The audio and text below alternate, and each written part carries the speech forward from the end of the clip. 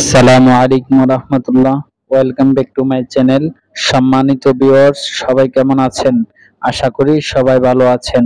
তো বন্ধুরা, আজকে নতুন আরেকটি ভিডিও নিয়ে চলে আসলাম। আজকের ভিডিওটি হলো আমরা যারা ইমো ইউজার আছি ভিডিওটি তাদের জন্য। তো বন্ধুরা, আমরা অনেকেই চাচ্ছি যে ইমোর প্রোফাইল চেঞ্জ করতে। তো বন্ধুরা, ইমোর প্রোফাইল কিভাবে চেঞ্জ করতে হয় আমরা অনেকেই জানি না।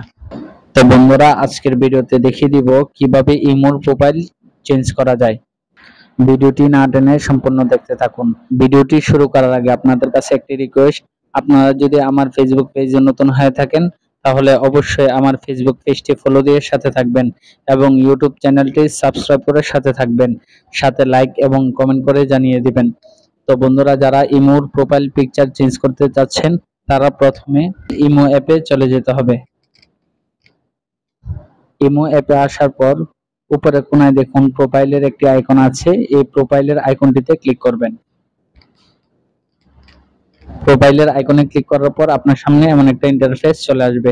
তারপর আবারও প্রোফাইলের একটি আইকন শো করবে, আপনারা এই প্রোফাইলের আইকনটিতে ক্লিক করবেন।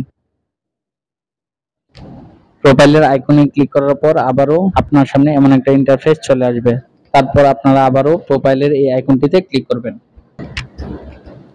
তারপর উপরে কোনায় দেখুন ক্যামেরার একটি আইকন আছে, এই আইকনটিতে ক্লিক করবেন।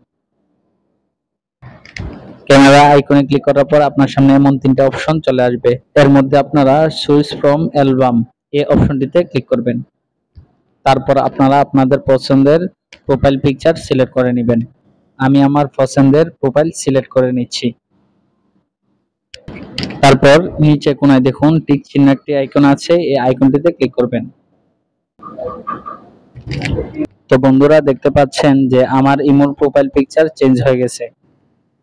তো বন্ধুরা, আপনারা চাইলে কিন্তু এভাবেই ইমোর প্রোফাইল পিকচার চেঞ্জ করতে পারেন। তো বন্ধুরা, ভিডিওটি ভালো লেগে থাকলে অবশ্যই আমার ফেসবুক পেজটি ফলো দিয়ে সাথে থাকবেন এবং ইউটিউব চ্যানেলটি সাবস্ক্রাইব করে সাথে থাকবেন, সাথে লাইক এবং কমেন্ট করে জানিয়ে দিবেন। দেখা হবে নতুন আরেকটি ভিডিও নিয়ে।